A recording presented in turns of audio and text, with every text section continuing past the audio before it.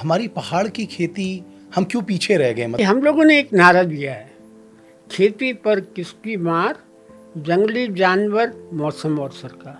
आज तो मडवा झंगोरे के लोग दीवाने हो गए। लेकिन तब कहते थे ये विकास कुछ नहीं है, ये बेकार चीज है, ये कोई खाने की चीज है, ये तो जानवरों के खाने की चीज है या देहात के लोगों के खाने की चीज है। उस समय लाया जा रहा था कि सोयाबीन उगाओ, और लोग कन्विंस हो गए थे। उन्होंने एक कहावत कही, अपना आलू बाजार बेचा और बिराना आलू थोपड़े थे। जो रासायनिक खाद है वो एक तरह से हमारी मिट्टी को नशेबाज बना रही है, नशेबाज बना रही है। हाँ, जैसे शराब हमारे पहाड़ में इंसान शराब पी के बहकता है, मिट्टी भी बहकती है और फसलें बहकती हैं। राजमा की 220 प्रजातियां अकेली मैं उगा लेता हूँ। राजमा की 220 प्रजातियां। बैल खत्म हो रहे हैं, बैल पर सब्सिडी नहीं देती है सरकार। ट्रिलर पर सब्सिडी है, बैल पे सब्सिडी बैल नहीं पे देती। सब्सिडी नहीं है। बार बार बोला, बीज बचाओ आंदोलन ने बार बार मांग की, लिखित में भी की गई, लेकिन आज तक बैलों पर सब्सिडी नहीं दी गई। अब क्यों नहीं दी गई? अब देखो, बैल जब खत्म हो जाएंगे, आप यकीन मानिए, तब केवल शिव जी का नंदी बैल की पूजा करेंगे, बाद बाकी बैल खत्म होने, वैसे भी खत्म होने वाले। उन्नाव के एक सांसद हैं, उनकी हमारी नागनी के पास उन्होंने जमीन ली है, उनके अपने चेलों के मार्फत। आप भी देखिए, सबसे पहले वहां पर किसका कब्जा कर रहे हैं? नदी पर कब्जा कर रहे हैं, और ऐसी जगह जमीन ली है जहां फॉरेस्ट की जमीन है, जहां वन पंचायत की जमीन है, ताकि उस पर वन पंचायत की जमीन पर भी वो कब्जा कर सके। और शुरू किया उन्होंने किसान की आज़ादी के अनुसार कि किसान की ऐसी खेती हो जिस पर कोई लागत न लगे, ऐसी नीतियां बनाई जाए, और बीज किसान के हाथ में हो, खाद किसान के हाथ में हो। नमस्कार, मैं हूं रमेश भट्ट। देवभूमि डायलॉग के पॉडकास्ट में आपका स्वागत है। आज हमारे मेहमान हैं जिन्होंने बीज बचाने को लेकर एक लंबा आंदोलन किया, क्योंकि बीज बचाने के पीछे उनकी जो प्राथमिकताएं थी वो थी कि खेती जो है वो जीरो बजट की हो, खेती ऐसी हो जो हमारा पेट भी भरे और हमें पोषण भी दे। और वो कोई और नहीं बल्कि एक ऐसे महापुरुष हैं जिन्होंने इस अभियान से देश दुनिया में अपनी एक अलग पहचान बनाई। विजय जड़दारी जी, जड़दार गांव के आप रहने वाले हैं जी। और मैं आपको हृदय से धन्यवाद देता हूं। आप देवभूमि डायलॉग के पॉडकास्ट स्टूडियो में आए और आपने जो किया है, मुझे लगता है भारतवर्ष वो कभी नहीं भूलेगा। धन्यवाद आपका कि आपने मुझे यहाँ बुलाया। आप थोड़ा सा मुझे बताइए कि 70 के दशक में जब आपके मन में कहाँ से आया कि, क्योंकि इसी दौरान आपने देखा प्रथम हरित क्रांति हो रही थी। आपको याद होगा कि हमारे यहाँ खाद्यान्न के बड़ा संकट हो गया था, तो उसके बाद MS स्वामीनाथन साहब थे, उनको जनक माना जाता है फर्स्ट ग्रीन रेवोल्यूशन का। तो उसी दौर में आपकी चिंता थी बीज बचाने अपने पारंपरिक, ये, और आपको ये अनुभव कहाँ से आया?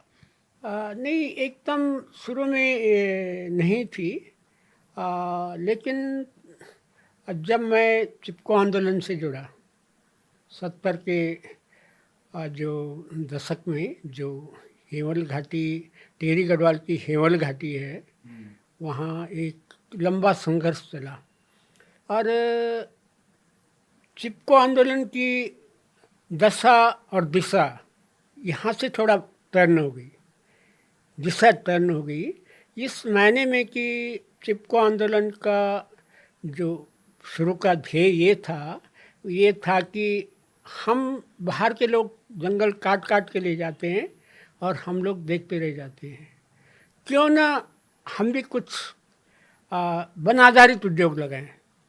और उस दौरान जब गौरा रेणी का जो संघर्ष हुआ, उसके बाद उत्तराखंड में जो सर्वोदयी लोग हैं, जो सर्वोदय मंडल के मार्गदर्शन में एक तरह से आंदोलन चला, तो लोगों ने अपनी अपनी संस्थाएं बनाकर छोटे छोटे उद्योग भी लगाए। अच्छा। हाँ, छोटे छोटे उद्योग, मतलब कुटीर उद्योग जैसे किसी ने लीसे का लगाया, किसी ने शटर बॉबिन का लगाया, किसी ने कुछ छोटे छोटे। और ये भी किया कि हमारे लोग दक्ष नहीं हैं, श्रमिक एक तरह से स्किल नहीं है एक तरह से। स्किल नहीं है। तो उनको बाकायदा ट्रेनिंग देने का कार्यक्रम भी हुआ।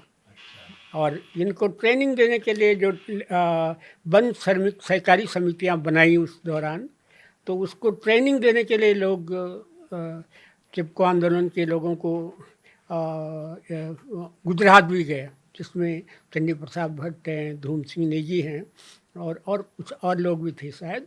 तो वो लोग ट्रेनिंग दे के आए और यहाँ पर बृहद मात्रा में श्रमिक समितियां बनाई गई, वन श्रमिक सहकारी समितियां बनाई गई। अच्छा। और उन लोगों को भी एक तरह से जंगलों का रोजगार, छोटे छोटे लॉट बना के दिए जाने लगे लोग।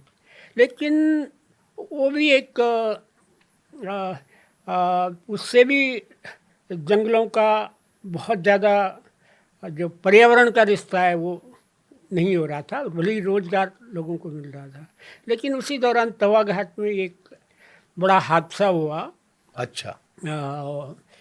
एक बहुत बड़ा लैंड स्लाइड आया 1977 में, और काफ़ी लोग 40 से मतलब 45-50 लोग उसके नीचे आ गए, मलबे के नीचे। आईटीबीपी के जवान और वहाँ के कुछ ग्रामीण लोग।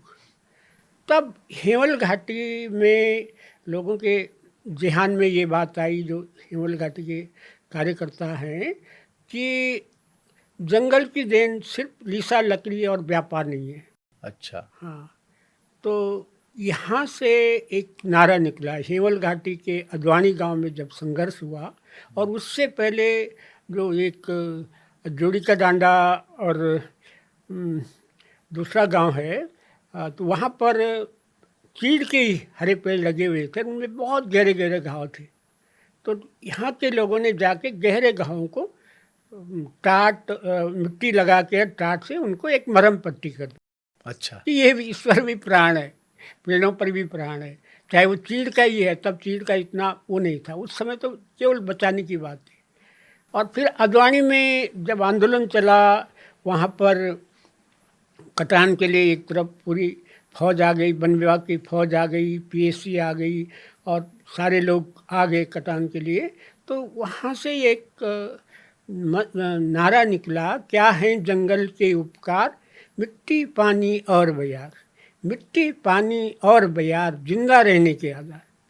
तो इस नारे ने चिपको आंदोलन को एक नया मंत्र दिया और एक नया रास्ता निकला कि जंगल की देन मिट्टी है, पानी है और हवा है। अच्छा।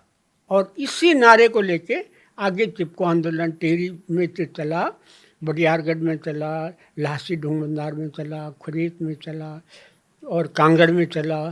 तो 5-6 जंगलों में छोटे छोटे कुछ बहुत बड़े संघर्ष हुए हैं। तो मैं पढ़ रहा था आपको भी माफियाओं ने पेड़ में बांध दिया था। जी, बडियारगढ़ में एक अजीब लड़ाई थी। बडियारगढ़ बिल्कुल ये टिहरी जिले का आखिरी गांव है। आखिरी वहाँ हमारी कोई जान पहचान तो नहीं थी। 25 दिसंबर 1978 को जब सुंदरलाल बहुगुणा जी मुझे एक यात्रा से मैं लौट रहा था, कृष्णनगर में मिले। वो बहुगुणा जी, कुंवर प्रसन्न जी बैठे एक जगह पे बस की इंतजारी कर रहे थे, मूंगफली खा रहे थे। तो मैं यात्रा करके घूम के एक हॉर्टिकल्चर टूर से आ रहा था। हमने वहाँ चाय पानी के लिए हमारी बस रुकी। उन्होंने कहा उतरो उतरो, जरदारी तुम कहाँ जा रहे हो, वहाँ तो चिपको आंदोलन की ज़रूरत है, वहाँ जंगल कटान हो रहा है। तो मैंने कहा मुझे तो घर जाना है। उन्होंने कहा नहीं आप उतरो, वहाँ चलते हैं, बडियारगढ़ चलते हैं। तो 2 वो थे, तीसरा मैं हो गया, और एक वहाँ के ब्लॉक प्रमुख थे भंडारी जी, सुंदर सिंह भंडारी या कुछ नाम था, अभी ठीक से याद नहीं आ रहा।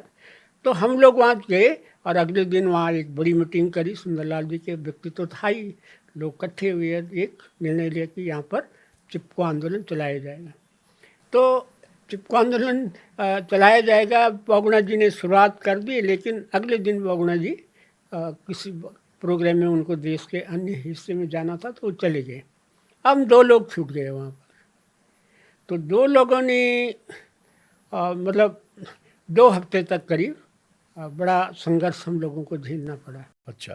तो कई बार कुंवर प्रसन्न जी को, मुझे वो कहते थे बाहर के लोग हैं ये, क्योंकि वहाँ 2 हिस्से हो गए थे चिपको आंदोलन का। एक हिस्सा बचाने वाला और एक जो मालगड्डी गांव है जहाँ आंदोलन था, उस गांव के एक मुखिया थे मेहताब सिंह जी, तो मेहताब सिंह उन्हें वो वहाँ के धद्दी गंडियाल स्कूल के प्रबंधक भी थे। तो उन्होंने लोगों को कहा कि नहीं नहीं, हमारे गांव में जो है चीड़ का जंगल कटेगा तो हमारे गांव में धूप नहीं आती है, धूप भी आ जाएगी और लोगों को रोज़गार मिलेगा। और वन निगम ने वहाँ पर उस गांव को पानी की डिग्गी बनाने का और दूसरे वो काम दे दिया था, लोगों को रोज़गार देंगे ये करें। तो वो लोग हमारे खिलाफ हो, उन्होंने चिपको विरोधी संघर्ष समिति बना ली। अच्छा, ऐसा भी हुआ? हाँ, लेकिन इसके बावजूद भी आप ये देखो, हम अकेले थे लेकिन हम दूर दूर तक गांव थे वहाँ पर, बहुत घने गांव थे, डांडा कांडा और धारकोट तब तो दिगोली। पूरा भरा पूरा रहता होगा पहाड़? हाँ जी, पूरा गांव गांव में लोग थे, मतलब पहले बहुत थे हाँ गांव में लोग। हाँ। और लोग आंदोलन में शरीक हो रहे थे, केवल उस गांव के कुछ लोग शरीक नहीं हो रहे थे, आधा गांव साथ था, आधा वो नहीं था। तो वन निगम ने उनका भी फायदा उठाया। तो कई बार जब हम अकेले छूट जाते थे, एक बार कुंवर परसून जी बड़े जिद्दी और बहुत समर्पित कार्यकर्ता थे, वो सहयोग से हमसे बिछुड़ गए, बहुत जल्दी चले गए। तो एक रात को अंधेरे में, जब रात को पेड़ काटने लगे मजदूर, तो वो रात को मजदूरों की झोपड़ी के बाहर बैठ गए। आप लोग, वो भी जनवरी का महीना। तो सुबह जब मैं आंदोलनकारियों, और उन्होंने कहा तू जा यार जरदारी और लोगों को लेके आना सुबह। तो जब वहाँ से लौटे, आपके कहने उनके ऊँट फटे हुए थे। उन्होंने जब छिपले जलाए, कुछ देर रात को रहे, जब छिपले बुझ गए तो ऊपर से ठंडा हो रहा था, पाला पड़ रहा था, तो बहुत बुरी हालत थी उनकी। लेकिन उन्होंने कटने नहीं दिया और मजदूरों ने फिर अगले उस दिन ज़्यादा छेड़छाड़ नहीं की, रात को काटने की। सुबह भी जब जुलूस लेके आए तब उनकी हालत ही देखी। एक दिन परसुन जी को और मुझे उन्होंने पकड़ के, जो उनका मुंशी था वन निगम का, उसने रस्से निकाले, उन्होंने कहा ये बाहर के आए लोग, इनको बांधते हैं। अच्छा। तो बांधने की कोशिश की उसने, अरे हमने कहा हम तो तैयार हैं। तो फिर उन लोगों ने, हमारे कुछ साथियों ने, जो आंदोलनकारी साथी हैं, उन्होंने और खुद वन निगम के लोगों ने उसको रोका। फिर और फिर भारत सरकार ने एक नोटिफिकेशन जारी किया कि पेड़ नहीं कटेंगे। उसके बाद और फिर एक दिन मुझे जबरदस्ती वो कहने लगा, ये जरधारी बहुत बनता है, ये आ रहा है, बांधो इसको। मैं खींचता हूँ, कह रहा। वन निगम का बीएलओ होता था, रोतेला था वो कोई, तो उसने एक तरफ से आरा पकड़ा, दूसरी तरफ से एक मजदूर को बोला कि खींच, तो खींचा, मेरा पैजामा फट गया और थोड़ा घाव भी आ गया। लेकिन मैं तब भी विचलित नहीं हुआ। लेकिन उस मजदूर ने छोड़ा, मेरे हम इंसान को काटने के लिए तो नहीं आए यहाँ, आप क्या करा रहे हैं, तो छोड़ के चले गए। फिर बहुगुणा जी आए वहाँ पर 8 जनवरी को, और 8 जनवरी को बहुगुणा जी जब आए तो 9 दिन जनवरी को उनका जन्मदिन होता था, 54वां जन्मदिन था। तो उन्होंने वहाँ पर एक लंबा फास्ट किया, 18 दिन वहाँ रहे। फिर उनको गिरफ्तार करके टिहरी लाए, टिहरी में भी बंद हो गया। फिर उनको देहरादून ले गए, 24 दिन का फास्ट उनका चला। और उसके बाद भारत सरकार ने, 24 दिन के उपवास के बाद भारत सरकार ने मतलब हिमालय में हरे पेड़ों के कटान पर रोक लगा दी। जी।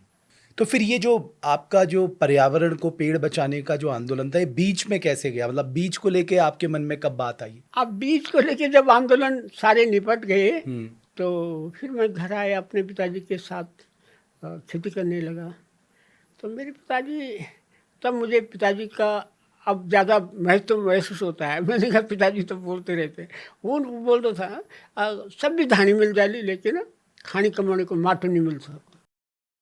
तो यानी मिट्टी बहुत मूल्यवान है, ये दुर्लभ चीज़ें ऐसी नहीं मिलेगी, सब चीज़ें मिल जाएंगी।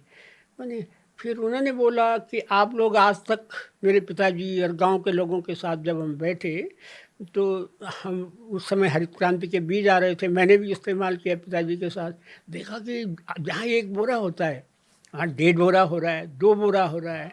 रासायनिक खाद का प्रभाव था। तो दिमाग में, मेरे मानस में मिट्टी और पानी की बात भी थी। तो जब उसका इस्तेमाल तो आपने वो बीज इस्तेमाल किए? जी। अच्छा, किए? हाँ, वो बीज भी इस्तेमाल किए उस समय। लेकिन उसका प्रभाव मैंने ये देखा कि जो रासायनिक खाद है वो एक तरह से हमारी मिट्टी को नशेबाज बना रही है।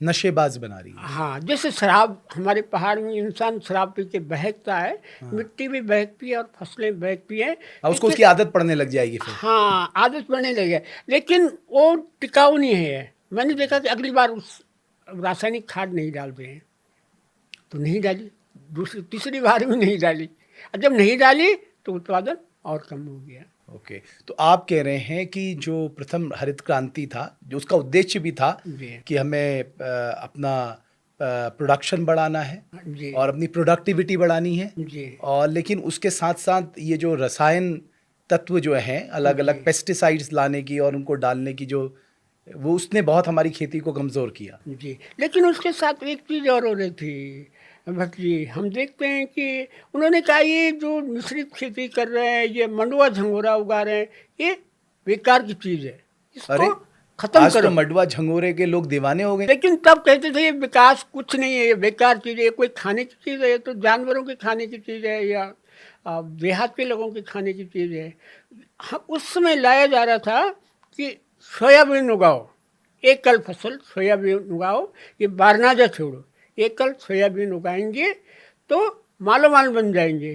सोयाबीन से दूध निकलता है, तेल निकलता है, और वो प्रोटीन होता है, और वो बाज़ार में बिकेगा। फैक्ट्री लगाएंगे, एक फैक्ट्री लगी भी थी उस दौरान, लेकिन उसका भी हम लोगों और ने लोग कन्विंस हो गए थे। कुछ दिनों तक कन्विंस हुए लोग, लेकिन जब बीज बचाओ आंदोलन की मीटिंग में आए, महिलाओं ने कहा अरे ये सोयाबीन, अरे जो हमारा मंडुआ झंगोरा होता था, बारना जो होता था तो हमारे पशु के लिए भी था। उन्होंने एक कहावत कही, अच्छा। अपना आलू बाजार बेचा और बिराना आलू थोपड़े थे। हाँ, यानी समझ गया, आलू हाँ। पैदा करो, अपना तो बाजार में बेचो और बाजार का लाए फिर उससे थिचवा बनाओ। फिर उसके तो अपना मुंह खराब करो। तो उन्होंने कहा नहीं, ये सोयाबीन बेकार चीज़ है, इससे न चारा निकलता है न कुछ है, और एक साल तो बिक रहा है, दूसरे साल वो डम पड़ा है, तो न उसको खा सकते हैं न उसका चारा खिला सकते हैं। उन्होंने कहा ये खेती और पशुपालन का रिश्ता तोड़ने वाला है, तो हमें ऐसी फसलें जो चल के आ रही हैं पुनः बारनाजे की ओर आना चाहिए और मंडुआ झंगोरे को उगाना चाहिए। यानी एकल फसल को छोड़कर लोगों जी, को समझ जी। में आ गया था कि हमें वापस मिश्रित फसल की ओर जाना है, जी। वो भी बारानाजा की तरफ। जी जी जी, तो वहीं से हमारे दिमाग में ये बात आई, और फिर बुजुर्गों से उन्होंने कहा तुम पेड़ बचाने की बात करो, अब बीज बचाने की भी ज़रूरत है। तो हम कहाँ से मिलेंगे बीज? उन क्षेत्रों में गए जहाँ का आज का साइंटिस्ट नहीं पहुँचा था, कृषि विभाग नहीं पहुँचा था, तो वहाँ हमें विविधता देखने को मिली, और वहीं से हमने एक एक मुट्ठी बीज लेके उगाने का काम किया। शुरू में मेरा व्यक्तिगत शौक था, अपने खेतों में मैंने किया, दूर दूर जाके भी, और उनको उगाया, और फिर लोगों को दिखाने का प्रयास किया कि ये हमारे लिए ये बीज उपयोगी हैं, और बीजों को बांटने का काम किया। लेकिन उसके बाद पूरे चिपको की जो टीम है हमारी, सबके साथ मिलके हम लोगों ने मिलके बीज बचाओ आंदोलन की शुरुआत की। जी अच्छा, उसकी रूपरेखा आपने तब तय की कि जी। भाई हमें लोगों को जी समझाना पड़ेगा, हाँ उनको ये जानकारी देनी पड़ेगी कि एकल खेती पद्धति बहुत खतरनाक है और ये खेती से पशुपालन का रिश्ता तोड़ रही जी है ना।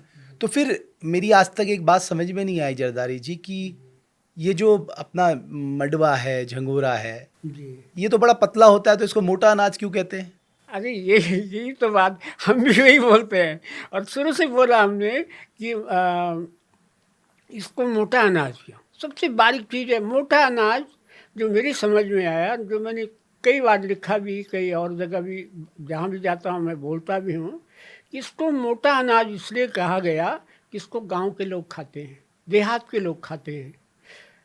गांव के देहाती लोगों को क्या कह देते हैं लोग? गंवार कह देते हैं, और उनका खाना मोटा झोटा खाना।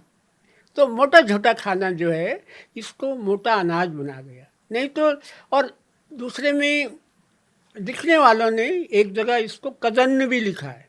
अच्छा, ये क्या कदन्न, हाँ। कदन्न, कदन्न का मतलब आप डिक्शनरी में खोजेंगे तो कदन्न का मतलब होता है भुखमरी के समय खाया जाने वाला निकृष्ट खाना। अब आप निकृष्ट खाना, तो कितना। ये तो आज तो सबसे बड़ा उत्कृष्ट खाना बन गया जिसको आप निकृष्ट कह रहे हैं। हाँ, वही तो जो वैज्ञानिक हैं, जो ये शहरी सब आज तो जितने वैज्ञानिक हैं, जितने डॉक्टर हैं, खासकर देश के प्रधानमंत्री तो इसके ब्रांड एम्बेसडर बन गए। जी, वो जी, कह रहे हैं जी। भाई मिलेट्स का ही प्रयोग करो अपने खाने में। जी जी जी। लेकिन तब मोटा अनाज कह के उपहास उड़ाते थे। जब हम लोगों ने इसकी बात करी, उन्होंने कहा कहाँ कोदा झंगोरा की बात कर रहे हैं, वो कुछ खाने की चीज़ है। खुद साइंटिस्ट लोग, जीबी पंत एग्रीकल्चर यूनिवर्सिटी में कुछ साइंटिस्ट थे, लेकिन वहाँ एक दो साइंटिस्ट, अच्छे साइंटिस्ट भी थे जो हमारे साथ थे, जैसे डॉक्टर वीर सिंह हैं। उन्होंने कहा नहीं, ये जो आप लोग बोल रहे हैं ये सही है। तब उन्होंने लिखा भी, हम लोगों ने भी लिखा भी कि मंडवा झंगोरा हमारी संस्कृति का अटूट हिस्सा है।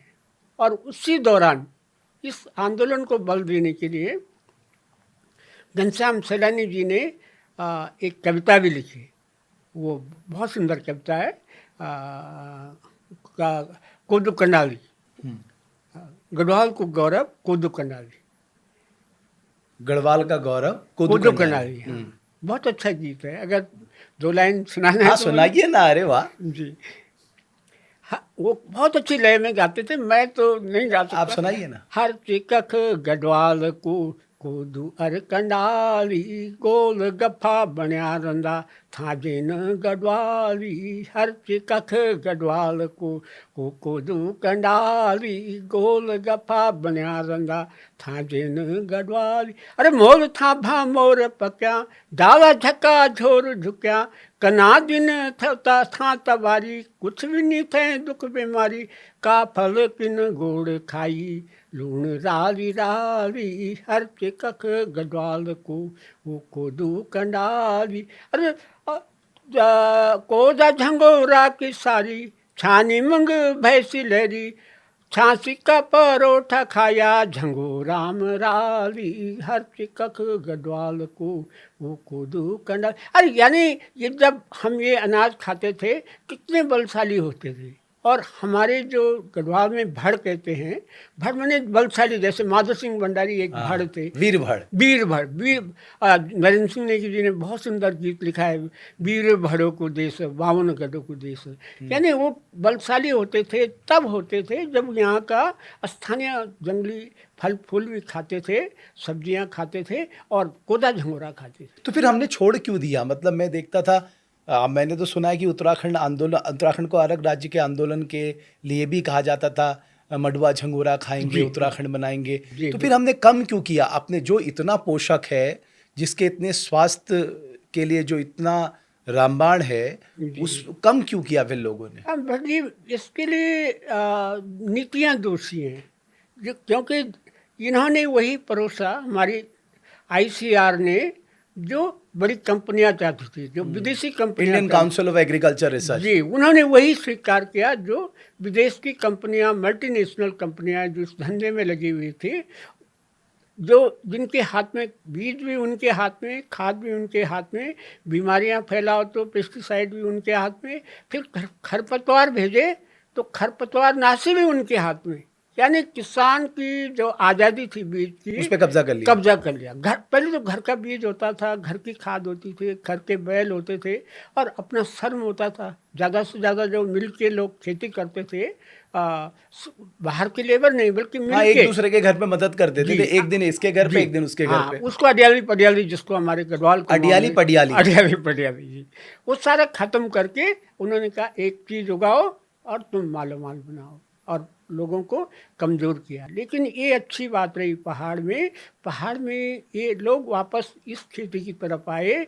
और देश में चाहे विदर्भ की बात हो, महाराष्ट्र की बात हो, उड़ीसा की बात हो, मध्य प्रदेश की बात हो, कहीं लोगों ने कपास अब देखिए, सबसे ज्यादा फार्मर सुसाइड कौन सी बेल्ट में हुआ? जी, विदर्भ वाली बेल्ट। उन्होंने क्या उगाना शुरू किया? कपास उगाना शुरू किया। बिल्कुल बिल्कुल, आप सही बोल रहे हैं। अरे मध्य प्रदेश में सिर्फ सोयाबीन उगाना, यानी अपने लिए, ये बाजार के लिए उगाना, अपने खाने के लिए बाजार से खरीद के खाना है।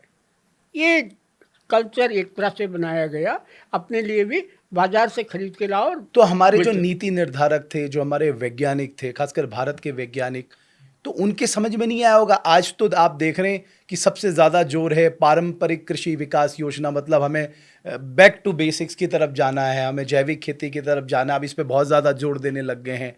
जी नहीं, उनकी समझ में वही मैं कह रहा हूँ, जो जिसके लिए पैसा आ रहा है, बड़ी कंपनियां जो पैसा दे रही हैं, नीति निर्धारक दे रहे हैं, उसी तरफ उस समय उनका ध्यान रहा।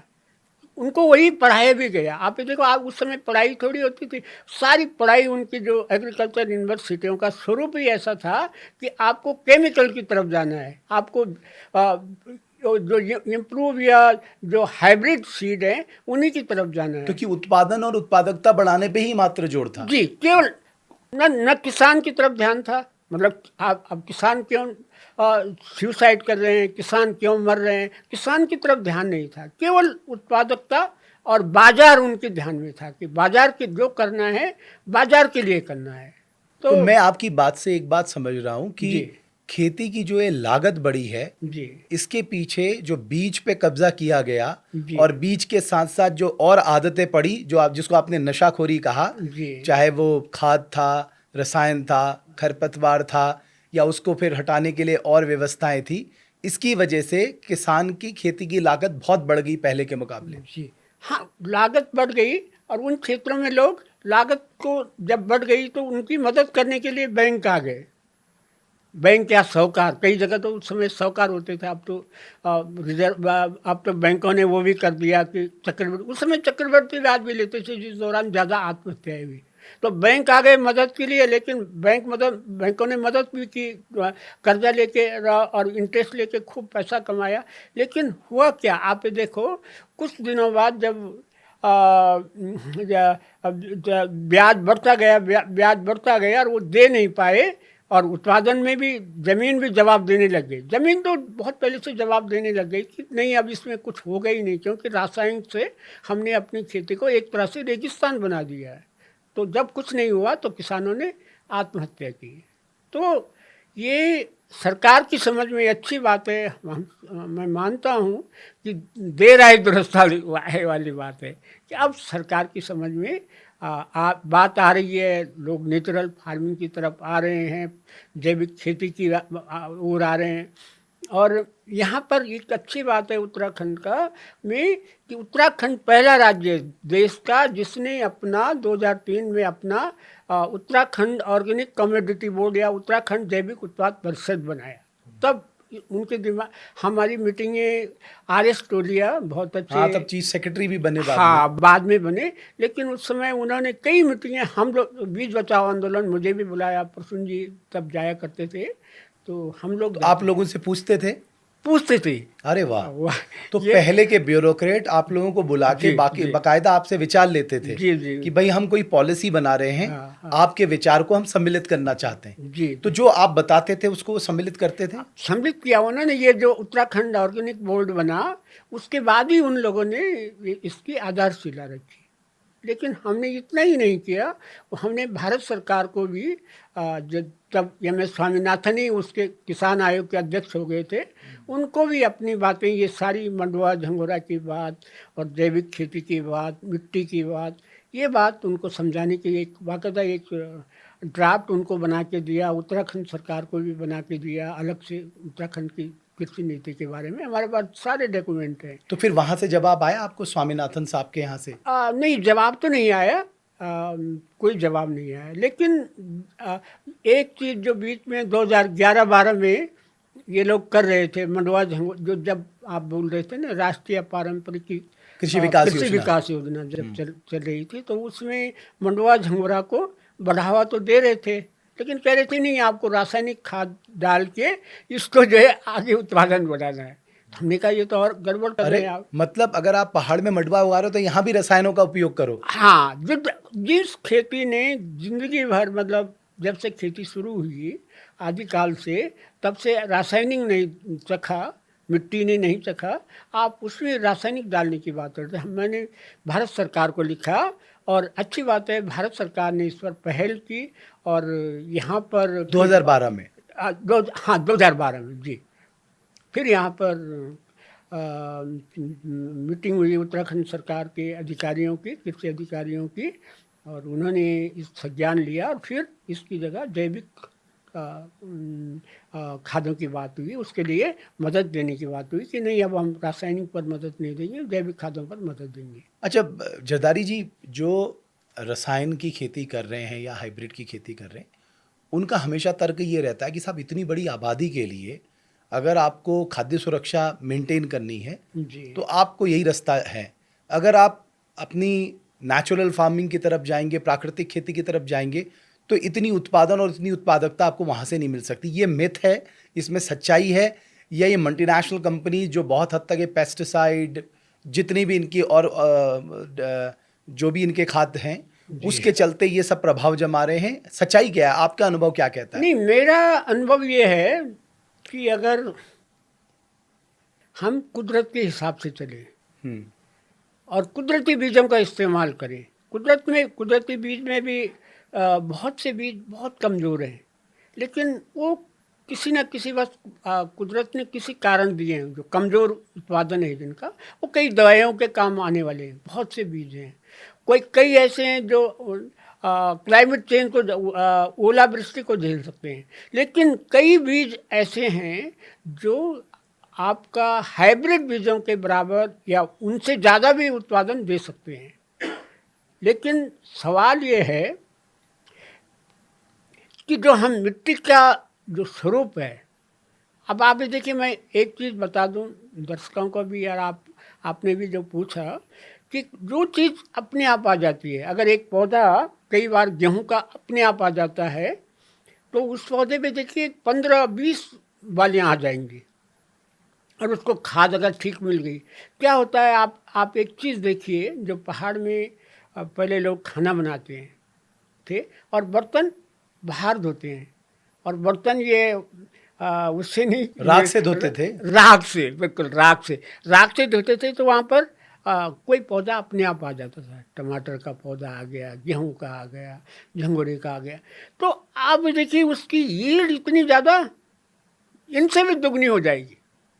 यानी ज़मीन को कुदरती मैन्योर कितना चाहिए, कुदरती खाद कितनी चाहिए, वो हमें उस मेथड को ढूंढना होगा जहाँ पर हमारी माताएं बहनें जो है बर्तन धोया करती थी, वहाँ पर राख का भी मिल रहा है, और जो उसका काला मसला है उसका भी मिल रहा है, वो भी एक कीटनाशक होता है, और राख भी एक तरह का खाद भी है और कीटनाशक भी है। तो ये सारी चीज़ें मैंने देखा है कि मैंने प्रयोग भी किया, और कुछ साइंटिफिक धान की एक प्रजाति थापा चीनी है, उसको कहीं चैना चार के नाम से जाना जाता है, कहीं थाप चीनी बोलते हैं, और ये शायद चीन के चीनी शब्द जुड़ा है, तो कहीं ना कहीं नेपाल के मार्फत आएगी थापा चीनी, उसका नाम पड़ गया, कोई थापा वहाँ से लेके आया होगा। तो आज भी ये चैना चार भी बोलते हैं उसको, बहुत सी घाटियों में उगाई जाती है, और आप यकीन मानिए इसकी पैदावार अगर आप देखेंगे तो हमने प्रयोग करके देखा 1 स्क्वायर मीटर पे, तो उपज उसकी मतलब दाने की उपज तो हाइब्रिड बीजों के बराबर है, और अच्छा। चारा उससे दुगना।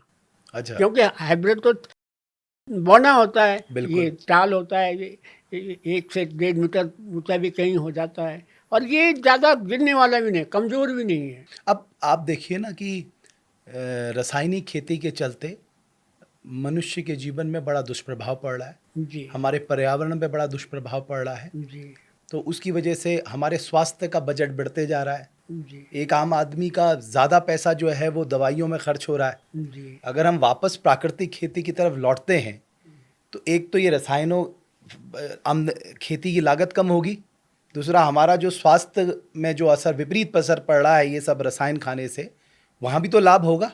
जी। तो ये आकलन नहीं करता कोई, आपको लगता? मुझे लगता है करता नहीं है कोई। देखिए, सच बात यह है कि आज की पूरी दुनिया की व्यवस्था ऐसे हो गई है कि पहले लोगों को ऐसी चीज़ें खिलाओ जिससे लोग बीमार हो जाए, और बीमार करने का भी साथ साथ चल रहा है। नहीं तो क्यों, सब आप प्रयोग के, साइंस के प्रयोग करके देखिए, किसी भी चीज़ के प्रयोग करके देखिए, व्यवहारिक तौर पर दे दिए, जितना केमिकल खिलाया जा रहा है वो बीमार करने वाला है। तो बीमारी का पैसा, यानी खाने का पैसा, खाने में भी पैसा कमाया जा रहा है, खाने की चीज़ें उत्पादन करने के लिए भी पैसा कमाया जा रहा है, और बीमार होने पर भी पैसा कमाया जा रहा है। आप ये देखिए, लोगों को बीमार करने। ये एक गांधी विचारक हुए हैं, दादा धर्माधिकारी, उन्होंने एक बार उन्हें बुलाया गया एक सेमिनार के लिए, एक अस्पताल का उद्घाटन। उन्होंने कहा, हाथ जोड़े, उन्होंने कहा नहीं बाबा मैं नहीं आता हूँ अस्पताल के उद्घाटन पर, क्यों आऊँ। लेकिन उन्होंने मुख्य वक्ता थे तो आखिर में बोला, भगवान करे ये अस्पताल बंजर हो जाए। उन्होंने कहा, दादा आप क्या बोल रहे हैं, हमने तो इतना मशीनें लगाई है क्या। उन्होंने कहा, हाँ मैं यही बोल रहा हूँ कि डॉक्टर हों तो डॉक्टर अवेयरनेस का काम करे, लेकिन लोग बीमार ना हों। ऐसा खाना खाएं, ऐसी चीज़ें खाएं कि लोग बीमार ना हों। और सच में देखा जाए तो बहुत कम, माँ के पेट से जब बच्चा पैदा होता है तो माँ का दूध उसके लिए पहला भोजन है। और अब कहा जा, पहले तो बोतल का दूध पिलाने की बात होती थी, अब कहा जाता है कि उसके लिए वो माँ का दूध अमृत है। तो कोई बीमार नहीं होता है, बीमार तो बाद में हमारी खान पान की व्यवस्था, हमारी हवा की व्यवस्था, हमारी पानी की व्यवस्था, वो लोगों को एक तरह से बीमार करती है। जोरदानी जी, एक चीज़ और बताइए, हमारी पहाड़ की खेती, हम क्यों पीछे रह गए? मतलब पहाड़ के खेत इतने बंजर क्यों हो गए? लोगों ने खेती क्यों छोड़ दी? क्यों विमुख हो गए? इसका एक ही कारण जो हमें जो समझ में आता है कि साहब जंगली जानवरों ने उनकी खेती को बहुत नुकसान कर दिया, इसलिए उनका मन बिल्कुल हट गया। आपका क्या रुख है? जी, हम लोगों ने एक नारा दिया है, खेती पर किसकी मार, जंगली जानवर, मौसम और सरकार। तीन बड़ी मार हैं खेती पर। मैं ये नहीं कहूँगा कि सरकार मार रही है, पर पहली मार तो जंगली जानवर। आप ये देखो, सच में एक किसान हूँ, और आपको यकीन नहीं होगा, जो बाल मैं देखता हूँ यहाँ पर, बहुत बढ़िया खेती है, बहुत बढ़िया सुंदर है, उसको देखता हूँ। अगर बचा ली, पहले तो बीज बोते समय ही बंदर पहुँच जाते हैं, किसी तरह हमने बचाया, लेकिन जब बालियों को बंदर उठा के ले जाता है, नष्ट कर देता है, कितना दुख होता है उन महिलाओं को। मुझे तो खुद होता ही है, लेकिन सारे गांव वाले कहते हैं बहुत कुछ, आप तो खेती करनी नहीं। लोग कई लोग इस पर आ गए और इसी कारण छोड़ रहे हैं। तो दिन को बंदर और रात को सुअर, और सुअर भी रात को आएंगे। आपको यकीन नहीं होगा, जब सुअर आते हैं, उनकी डार आती, उनकी टोलियाँ आती हैं, तो सारा ख़त्म कर देते हैं। यानी जो चारा भी काम आना है, माना झंगोरे का किया, धान का किया, मंडुए का किया, वो इतनी गंध आ जाती है कि वो चारा भी पशु उसका नहीं खाते हैं, उसको इकट्ठा करना भी बड़ा मुश्किल होता है। तो एक तो ये बहुत बड़ी त्रासदी आ गई, और पूरे पहाड़ में कुमाऊं से लेकर गढ़वाल तक हमने अस्कोट, आराकोट और आराकोट अस्कोट पैदल यात्रा के दौरान भी देखा कि बहुत ज़्यादा लोग दुखी हैं। दूसरे में क्लाइमेट चेंज जो हो रहा है, मौसम की मार क्या है, जब बारिश नहीं चाहिए तब बारिश हो रही तब है, बारिश हो रही है, और जब बारिश चाहिए एन मौके पे तब बारिश नहीं हो रही है। जी जी, ये हो रहा है कि कोई भी मौसम अपने समय पे नहीं आता है। पहाड़ में चातुर्मास को चौमासा बोलते हैं लोग, चौमासा। हाँ, चौमास लाग गया। चौमास ला गया, तो चौमास 4 महीने का होता था, अब कहाँ आता है। सावन के महीने कहते थे लोग, पुराने लोग कहते थे कि सावन के महीने में एक तारा दिख गया तो एक विश्व अनाज कम हो जाता है। वही कि न तारे दिखने हैं, रात को तारे नहीं दिखने, और दिन को इतना कोहरा होता था कि सूरज के दर्शन भी नहीं होते थे। कहाँ आ रहा है ऐसा चौमासा। अगर आप 50 साल पहले का देखेंगे तो बिल्कुल ऐसे ही होता था। मुझे अब याद है अपने बचपन का, जब हम अपने पिताजी के साथ डांडा में जाते थे तो हम देखते थे वही होता था। धुंध बारिश लगी रहती थी दिन को, और कोहरा कोहरा होता था, बारिश खूब होती थी। बारिश इस साल लोकरी बनी दुनिया में बदल गया साहब, पहाड़ में भी तबाह हो गया। कई जगह मेरे लिए फ़ोन आते, मैं कह रहा हूँ हमारे आसपास पूरा टिहरी जिले में कुछ हिस्सा ऐसा है जहाँ नॉर्मल बारिश नहीं, छोया नहीं फूटे। छोया जब फूटते थे तो कई गाड़ गदेरों में छोटे छोटे ट्रॉलियाँ होती थी, उनमें खूब पानी आ जाता था। इस साल आया ही नहीं। आप ये देखो, जबकि सब जगह बड़ा उत्तराखंड का ये हो गया कि बहुत बरस गया, बहुत बरस गया।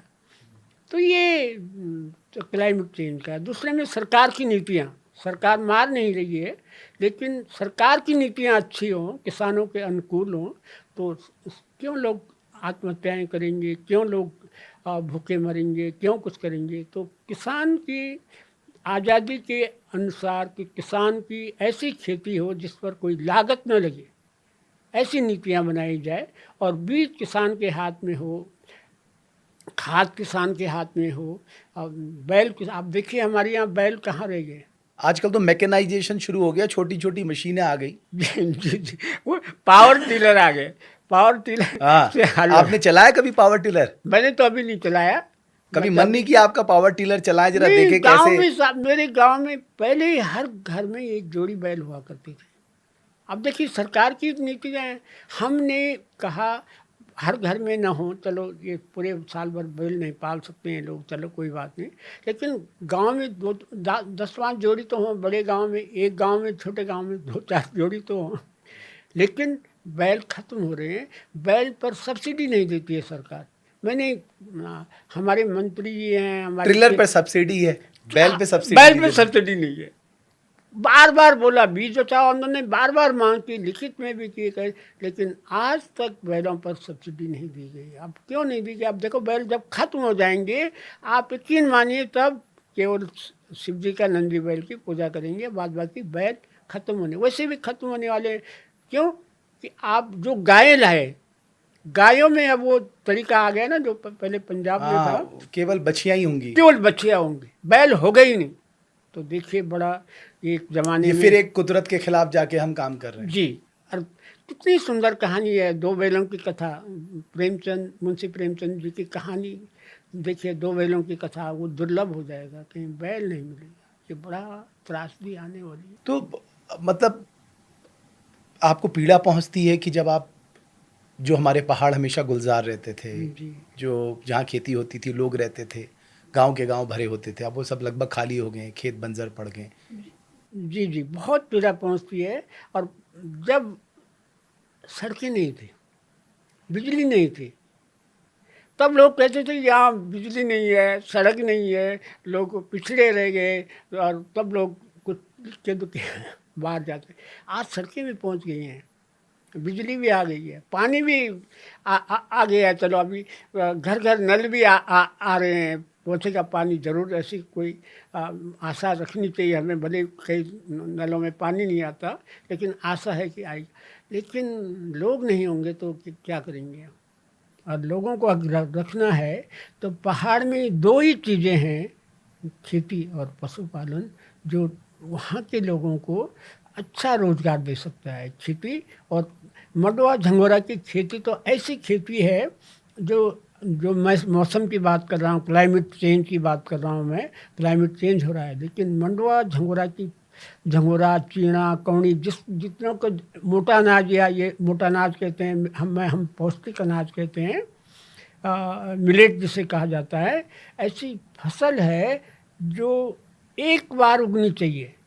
मई के महीने, जून के महीने अगर एक बार आ गई, 2 पत्ती से चौपत्ती, छोटा पत्ता होता है उसको मुस्कनुड़िया बोलते हैं, जब चौ 4 पत्ते हो गए, कितना सूखा आ जाए, 1 महीने तक सूखा पड़ जाए, वो ये फसलें जो हैं एक तरह से इनको पानी की कम जरूरत होती है। समाधि में चली जाती हैं। और जब बारिश होती है तो अपने आप फिर बहुत तेज़ी से बढ़ती हैं। तो हम लोगों ने इसीलिए इन फसलों को पौष्टिक अनाज की बारे में बोला। ये पौष्टिक अनाज कहा जाना चाहिए। और ये अच्छी बात है, भारत सरकार ने इन अनाजों को 2018 में 10 अप्रैल 2018 को, 10 अप्रैल या 2 मई को एक गजट नोटिफिकेशन जारी करके कहा कि जितने मिलेट्स हैं, कोदा, झंगोरा, ज्वार, बाजरा, कोदो, कुटकी और क्या कहते हैं इसके साथ, काला जौ, काला जौ, चौलाई को भी इसमें शामिल किया। 10-12 चीज़ें, फसलें ऐसी हैं जिनको पौष्टिक अनाज के रूप में जिनका नोटिफिकेशन हुआ है। हमें बड़ी खुशी हुई कि जो बात हम पहले कहते थे कि इनको पौष्टिक अनाज कहा जाना चाहिए, सरकार ने गजट नोटिफिकेशन करके उनको पौष्टिक अनाज। लेकिन जब उसको पौष्टिक अनाज कहा जा रहा है तब इतना पौष्टिक अनाज उगा नहीं रहे हम लोग। और वही है ना, तो तभी तो कह रहे हैं कि लोग उगाना चाहते हैं। लोग आज भी, मैं जिस गांव में जाता हूँ, अपने पड़ोस में जाता हूँ, लोग कहते हैं हम उगाना चाहते हैं। लोग उगाना चाहते हैं, खूब मेहनत करना चाहते हैं, लेकिन दुख वही होता है कि जब वो मेहनत करते हैं, बोया, तब तक बंदर आ गया। पौधा, बंदर इतना ही थोड़ी करते हैं, बंदर तो पौधे को भी फाड़ देते हैं। झंगोरे का पौधा है, उसको फाड़ेंगे, बाली तो खाएंगे, दाना तो खाएंगे, लेकिन पौधे को भी खाने का प्रयास करते हैं। बीज बोया तो उसको खाने का भी प्रयास करते हैं। हम ये कह रहे हैं, एक तो बंदरों की आदतें, फूड हैबिट जो बदली है, हम लोगों ने बदली है। उनको शहरों में कूड़ा कचरा के साथ नमक और मीठा खिला दिया। फिर कुछ लोगों ने हनुमान जी के वंशज करके उनको मीठा का गुड़ चने खिलाने शुरू कर दिए, तो उनकी फूड हैबिट भी बदल रही है और निश्चित तौर पर उनकी संख्या भी बहुत ज़्यादा बढ़ रही है। तो उनकी संख्या पे नियंत्रण की ज़रूरत है। वो भी जिंदा रहने चाहिए। हमें ये थोड़ी कह रहे हैं कि बंदरों को आप पूरा तरह से ख़त्म कर दीजिए, लेकिन बंदरों, जिस तरह आप ह्यूमन की जनसंख्या कम करने की बात करते हैं, उसी तरह जंगली जानवरों की संख्या कम करने की बात करिए और उनकी शोरों के लिए फिनिशिंग का काम करें। एक गांव की बड़ी फिनिशिंग हो जाए, किसान के खेतों में फिनिशिंग हो जाए, चकबंदी हो जाए। चकबंदी की बात बहुत सालों से हो रही है, लेकिन कहाँ हो रही है चकबंदी। बट आपको लगता है बिना चकबंदी के आप उस खेती को कर सकते हैं जो आप सोच के बैठे हैं कि बड़े पैमाने पे साहब हम मिलेट्स उगा देंगे या मिश्रित खेती कर लेंगे? क्योंकि खेत तो बटे हुए हैं और मुझे लगता है कि कितने छोटे छोटे 10-10 नाली, 5-5 नाली, ऐसे छोटे छोटे किसान हैं हमारे यहाँ ज़्यादातर। अगर आप ये हरिद्वार उधम सिंह नगर बेल्ट को छोड़ भी दो, पहाड़ में तो कम ही है लोगों के पास ज़मीन। जी, पहाड़ में तो ज़्यादा जंगल ही है ना। अगर देखा जाए तो पहाड़ में सिंचित घाटियों में सिर्फ 13% जमीन सिंचित है। बिल्कुल। बाद बाकी जितना है और जंगल है और उखड़ी खेती है। तो उखड़ी खेती में अगर आप, लोग आज भी तैयार हैं कि लोग जगवाली भी करने के लिए तैयार हैं। ये भी करते हैं, हम जगवाली कर दें। अब देखिए मनरेगा में क्या नहीं कर सकते थे क्या? अगर बंदरों को भगाना है तो एक टीम मनरेगा में नहीं की जा सकती है क्या? लेकिन ऐसी नीति नहीं बन रही है कि मनरेगा में हम बंदरों को भगाने का काम करें। फिर उनको खाने के लिए जंगल में ज़्यादा से ज़्यादा चीज़ें पैदा करें।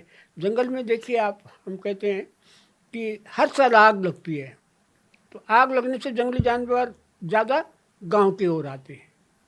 तो एक तो आग से बचाने की ज़रूरत है, और आग न हेलीकॉप्टर से बुझ सकती है, न सिर्फ वन विभाग बुझा सकता है।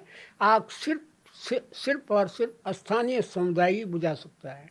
बट उनको साथ जोड़ना होगा ना वन हाँ, विभाग। जोड़ना होगा, उनको संसाधन देने होंगे।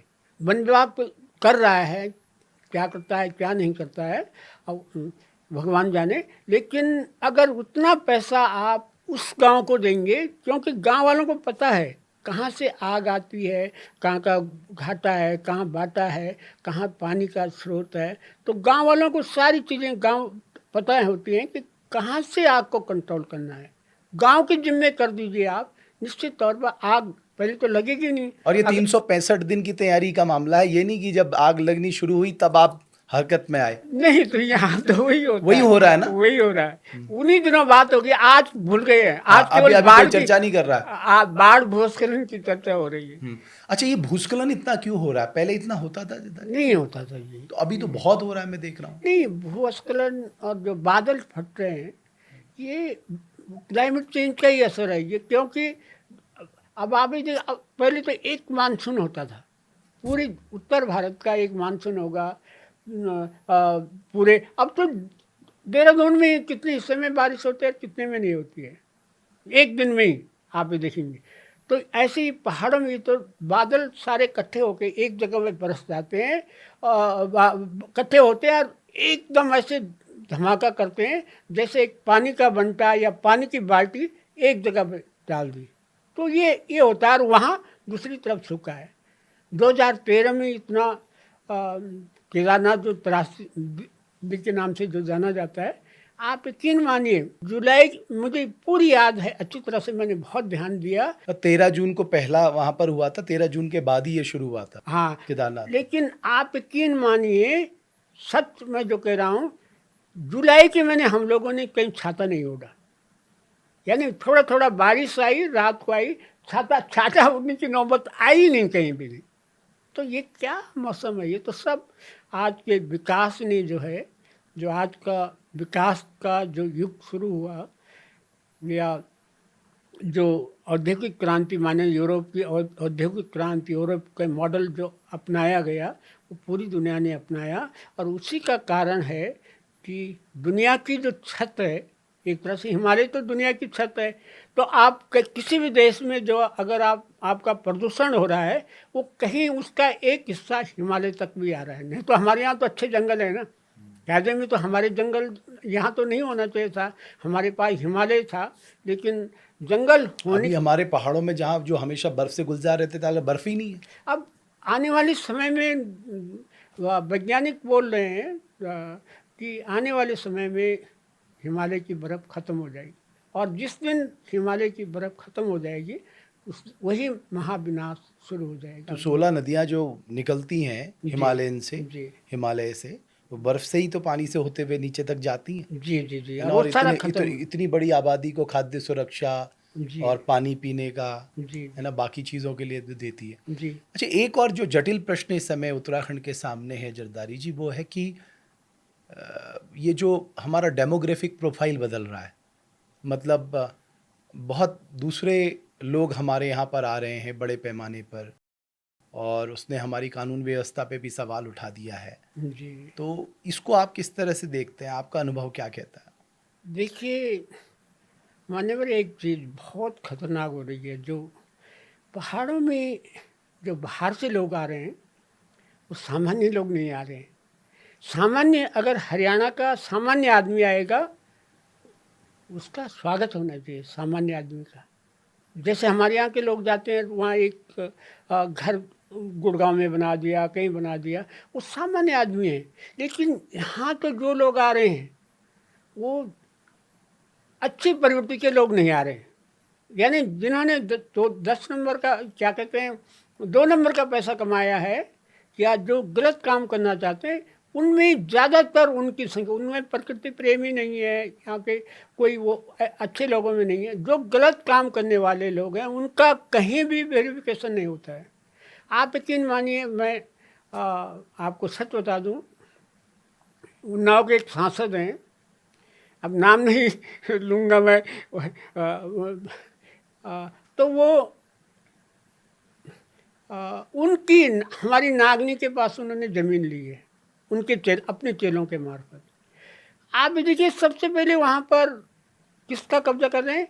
नदी पर कब्जा कर रहे हैं, और ऐसी जगह ज़मीन ली है जहाँ फॉरेस्ट की ज़मीन है, जहाँ वन पंचायत की ज़मीन है, ताकि उस पर वन पंचायत की ज़मीन पर भी वो कब्जा कर सके।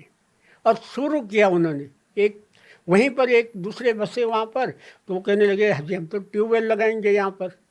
उनकी मशीन आ गई, तो हम लोगों ने खुद रोका उनको। हमने कहा आपने ले ली है ज़मीन, आपने पैसा खर्च किया, आपके नाम ज़मीन है, लेकिन आप ऐसे ही सिंचाई करेंगे जैसे हम कुलवाड़ी के मार्फत हमारे गांव के लोग करते हैं। आपको उतने ही पानी मिलेगा जितने आम आदमी को मिलता है। वो एकदम सोचते हैं ट्यूबवेल लगा देंगे साहब, एक नया मॉडल खड़ा कर देंगे, अपनी एक बाउंड्री डाल देंगे, दिस प्रॉपर्टी ये अलाना अलाना फलाना फलाना। तो ये बहुत बड़ा खतरा है, इसको रोका जाना चाहिए। नहीं, कैसे रोका जा सकता है? इसके लिए तभी रोका जाएगा जब एक कानून भी होगा। हालांकि अभी हमारी वन मंत्री हैं सुबोध उनियाल जी, उनसे बात हुई, वो कह रहे हैं कानून से ही थोड़ी रुकेगा, कानून तो बना हुआ है, गलत काम नहीं होना चाहिए, चोरी नहीं होनी चाहिए, लेकिन कुछ हद तक नियंत्रण हो सकता है। एक कानून तो हमारे हाथ में होना चाहिए। हालांकि जो लोग ज़मीन बेच रहे हैं उन लोगों को भी सोचना चाहिए कि हम अपनी ज़मीन बाहर के लोगों को बिना जाने पहचाने सिर्फ पैसे के लालच में ज़मीन न दें, लेकिन कानून का संरक्षण भी होना बहुत ज़रूरी है। एक अलग से हमारा उत्तराखंड का भू कानून बनना भी बहुत ज़रूरी है। जिस तरह मैं एक बहुत वो कृषि में उन्होंने बड़ा काम किया है, जी मैं उनसे बात कर रहा था, तो वो मुझे बता रहे थे कि एक बार वो अपने कॉर्बेट नेशनल पार्क में गए थे, तो वहाँ पर हिमाचल के मुख्यमंत्री वीरभद्र जी भी आए थे। जी तो उन्होंने ऐसी बातचीत में पूछा होगा कि उत्तराखंड को क्या करना चाहिए, मतलब हिमाचल से क्या हम सीख सकते हैं। तो उन्होंने बोला कि एक ही बात है, अपनी ज़मीनें बचाए रखना। जी तो उन्होंने ये उनको सलाह दी थी, कुछ करो ना करो लेकिन अपनी ज़मीनें बचाए रखना। जी जी, बहुत अच्छी राय दी थी सर। पर हम लोगों ने कितना स्वीकार किया उसको, हम लोगों ने तो बिल्कुल छोड़ दिया आज। और अभी भी आप यकीन मानिए, हमारे मुख्यमंत्री जी ने एक चिट्ठी भी निकाली है, डीएमओ को गई है सारी, लेकिन चुपचाप रजिस्ट्रियाँ हो रही हैं। आप ये देखो, चिट्ठी भी गई हुई है कि नहीं होनी चाहिए, लेकिन कैसे हो रही हैं कुछ पता नहीं है, ज़मीन तब भी बिक रही है। तो ये तो आप इसके पक्षधर हैं कि साहब एक कठोर कानून, भू कानून उत्तराखंड की ज़रूरत है और बिल्कुल लाया जाना चाहिए, हमें अपनी ज़मीनों को संरक्षित करना है। बिल्कुल बिल्कुल नहीं। जो मैं हमारे देश का नागरिक कहीं भी जा सकता है। हमारे लोग भी बम्बई में कितने लाखों गढ़वाली बसे हुए हैं, लेकिन वो सामान्य तौर पर हैं बसे हुए, वो कोई भूमाफिया नहीं है ना। तो सामान्य तौर पर देश का नागरिक अगर आता है तो उसके लिए कोई सीमा तय होनी चाहिए कि इतनी ज़मीन आप एक नागरिक के नाते खरीद सकते हैं। कहाँ खरीद सकते हैं? ठेठ गांव में अगर दिक्कत है तो गांव के लोग ठेठ गांव में ना आने दें, कहाँ किसी स्पॉट पे होती है। लेकिन इतना तो हार्ड कानून नहीं बन सकता है कि कोई आदमी बाहर का यहाँ आए नहीं, बसे नहीं, लेकिन एक ठोस नीति ज़रूर होनी चाहिए कि कितनी ज़मीन क्या खरीदेगा एक नागरिक के नाते, सामान्य नागरिक के नाते। ऐसा नहीं कि बड़े भूमाफिया सैकड़ों नाली ज़मीन जो है एक ही आदमी खरीदे, और ये हो रहा है ना, सैकड़ों नालियाँ ज़मीन एक ही आदमी या दूसरे के नाम से लोग खरीद रहे हैं। जी तो अभी की जो शोध आ रही है खेती में, चाहे वो हमारे कृषि विज्ञान केंद्र हों या जो हमारे वैज्ञानिक हों, ये सही दिशा पे जा रहे हैं, आपको लग रहा है? नया जो आ रहा है, जैविक खेती का आ रहा है, नेचुरल फार्मिंग का आ रहा है, वो एक हद तक स्वीकार किया जाना चाहिए। मैं मानता हूँ ठीक है, लेकिन उसको धरातल पर उतारने की कैसे उतरेगा वो धरातल पर, ये एक यक्ष प्रश्न है कि उसको धरातल पर उतारा जाए। तो अगर हमारे जो पौष्टिक अनाज, मंडुआ, झंगोरा, कौड़ी, टीना, ऐसे अनाजों को उगाने की बात होती है, तो निश्चित तौर पर ये फसलें बहुत अच्छी उपज भी दे सकती हैं। जो नेचुरल फार्मिंग की बात, सब्जियों की बात हो रही है, बहुत अच्छी बात है कि पहाड़ की, जिनको बेमौसमी सब्जी कहा जाता है, वो यहाँ की मौसमी सब्जी है। चाहे मटर की बात करें, चाहे गोभी की बात करें, चाहे शिमला मिर्च की बात करें, वो अच्छा उत्पादन दे सकती हैं।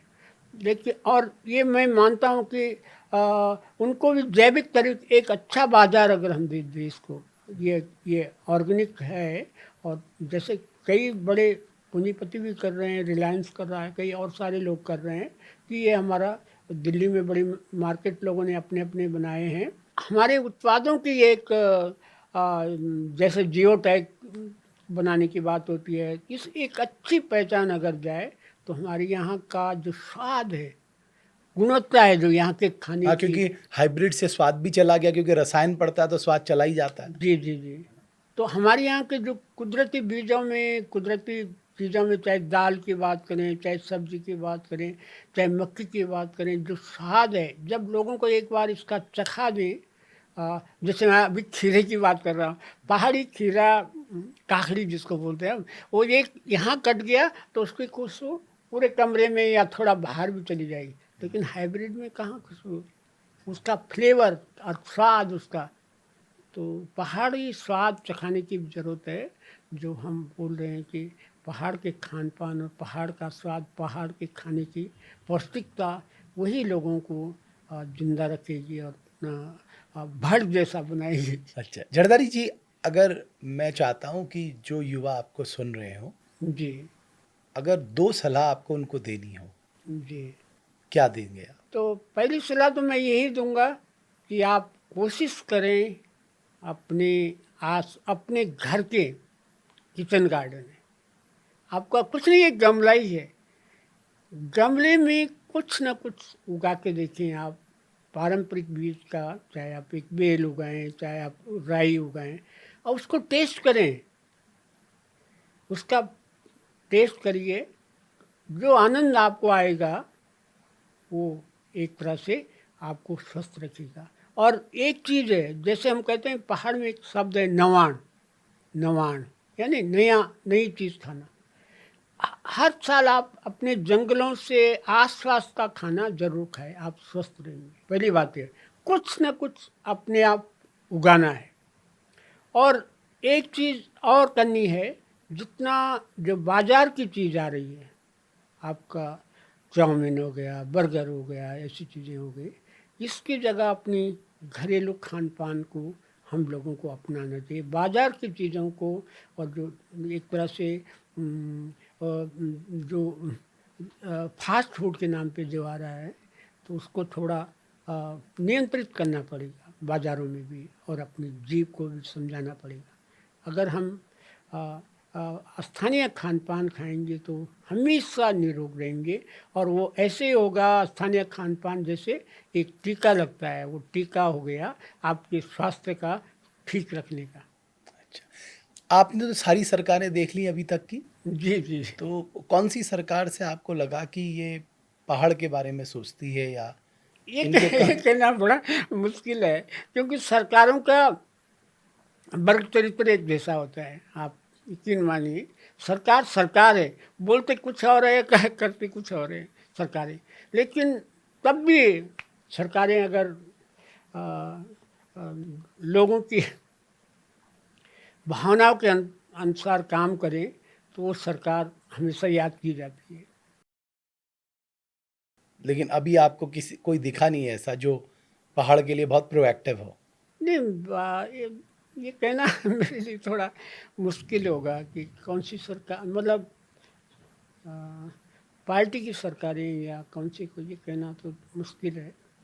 लेकिन तो अभी आपने फिर क्या सोचा है आगे? एक तो कितने बीज जो आपने संरक्षित किए हैं, जो नई जनरेशन है उनको इसके बारे में आपने बताया अपने परिवार के लोगों को कि भाई ये संरक्षित बीज हैं, आगे भी चलने चाहिए और इनका और भी प्रचार प्रसार होना चाहिए? हम लोगों ने बीज बचाओ आंदोलन की यात्राओं में, और आ, जो आसपास से या नातेदारी पहले रिश्तेदारी, बीज खरीदते कहाँ थे? आपस में मांग लाते थे, ये बीज उनसे मांग लाओ, ये बीज उनसे ले आओ, ये उस कुड़ी से ले आओ, ये उस कुड़ी से ले आओ, आपका चलता था ऐसे?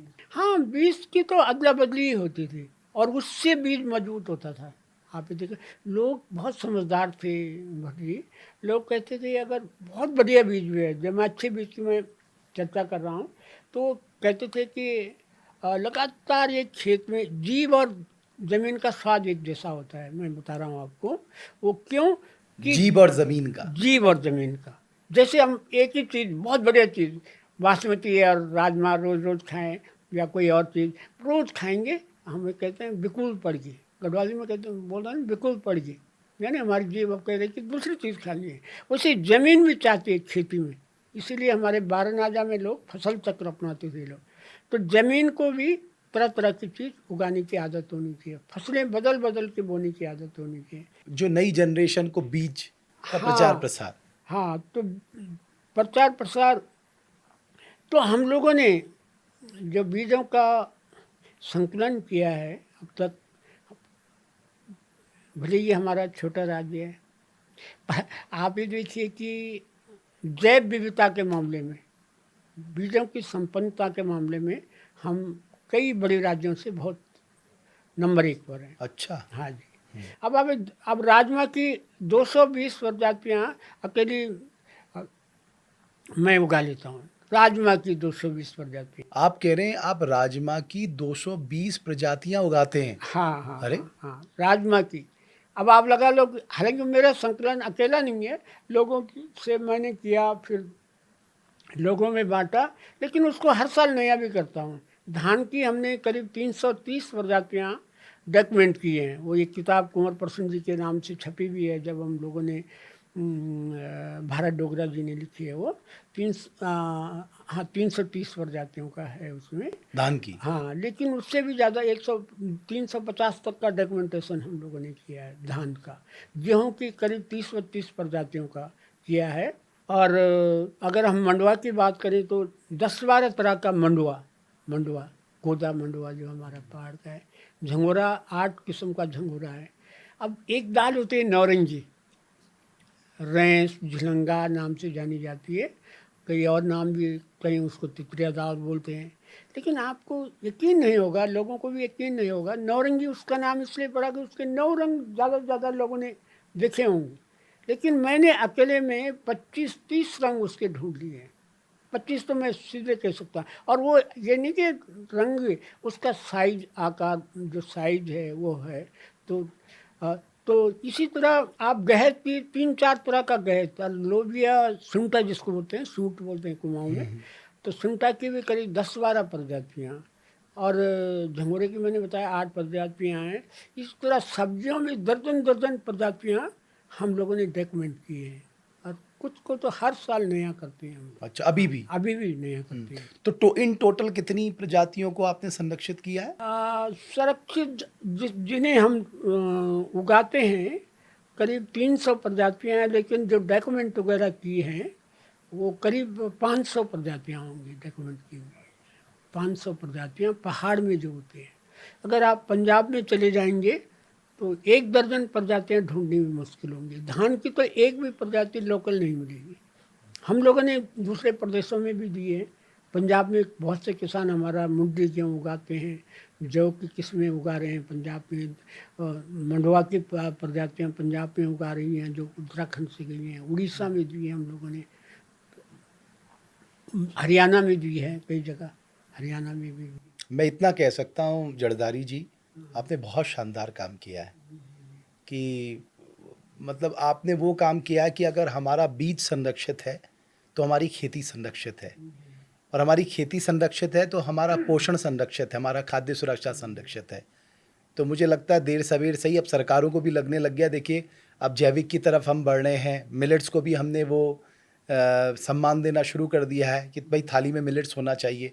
तो वापस मुझे लगता है कि अब परंपरागत खेती की तरफ लोग वापस लौट रहे हैं, और उन्हें समझ आने लगा है कि जिस तरह से जलवायु परिवर्तन हो रहा है, रसायनों का बढ़ता प्रयोग हो रहा है, सॉइल की हेल्थ ख़राब हो रही है, मानव की हेल्थ ख़राब हो रही है, तो इसके बड़े नुकसान हमारे लिए खतरनाक है, और खासकर हमारी पीढ़ी के लिए। लेकिन मैं अकेला नहीं हूँ ना, मुझे तो एक सनक जैसा है माना। मैं बीज का मुझे बड़ी खुराक मिलती है। मैं जब रोज़ सुबह उठता हूँ तो किसी पौधे के पास ज़रूर जाता हूँ। किसी तरह का टेंशन हो माना तो सारा पौधे के पास ख़त्म हो जाता है, वो बहुत खुश होता है। तो आजकल तो पूरी दुनिया ही टेंशन में घूमती फिरती है, लेकिन तो जरदारी जी लोग क्या पौधों कहेंगे? के पास जाए, मैं सच जरा बता, बताइए, अगर जिसको टेंशन है उसे क्या करना चाहिए? उसे पौधे लगाने चाहिए और उसकी बढ़वार सुबह सुबह देखनी चाहिए पौधे की। इतना आनंद आता है कि आप भी देखिए, आपको विश्वास नहीं होगा। मैं एक अस्कोट आराकोट पैदल यात्रा में अभी एक कनक नाम की एक लड़की है, लड़की क्या महिला ही है, पौड़ी से है। उसके पति परवेश हैं, तो वो गए थे तो वहाँ से कुछ बीज लेके आए। मैं तो नहीं जा सका क्योंकि उन दिनों मेरी बीज बुआई का काम था, लेकिन उन्होंने मुझे दिए।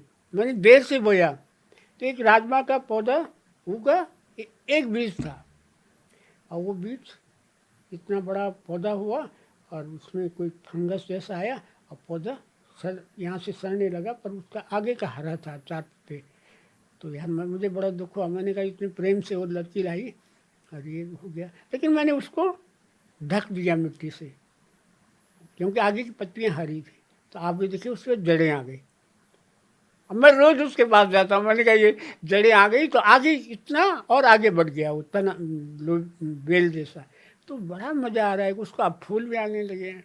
तो मैंने कहा अगर एक एक फली आ जाएगी तो मेरे लिए एक नई चीज़ हो जाएगी। तो जरदारी जी के टेंशन फ्री रहने का ये सबसे बड़ा मंत्र है जी जी, कि आप प्लांट्स के पास जाओ। प्लांट्स के बाद आप जब पेड़ भी लगाते हैं, पेड़ भी बड़ी खुशी बांटता है। जो बड़े पेड़ होते हैं, फलदार पेड़, देखिए कितना आनंद देते हैं आपको।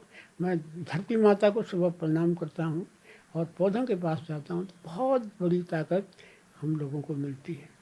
और ये धरती माता ही है जो हम सब लोगों को कहा गया अन्नम ब्रह्मा, अन्न ब्रह्म है और किसान अन्नदाता है। लेकिन अन्नदाता आज सबसे कमज़ोर स्थिति में है।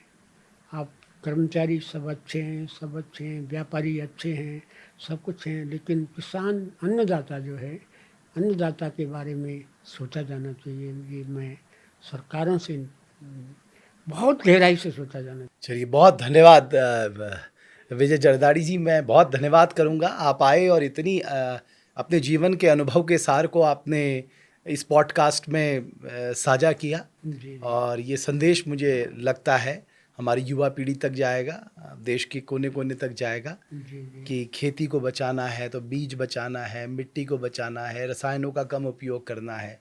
और जो आजकल बहुत टेंशन में अगर आप रह रहे हो तो जरदारी जी कहते हैं प्लांट्स के पास जाके बैठ जाओ थोड़ी देर, जी। तो आप उससे भी मुक्त हो जाओगे। जी। बहुत धन्यवाद आपका। धन्यवाद आपका कि आपने मुझे ये मौका दिया कि मैं यहाँ आ सका।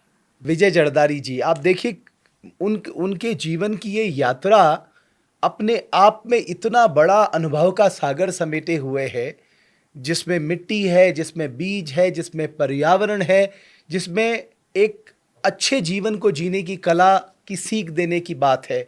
मुझे लगता है ऐसे महापुरुष बहुत कम होते हैं और हम लोगों का सौभाग्य है कि वो देवभूमि उत्तराखंड में हैं और जीवन के इस पड़ाव में भी वो संघर्ष कर रहे हैं और मन में यही इच्छा है कि हमें अपने परंपरागत बीजों को बचा के रखना है। बहुत बहुत धन्यवाद हमारे इस पॉडकास्ट को देखने के लिए।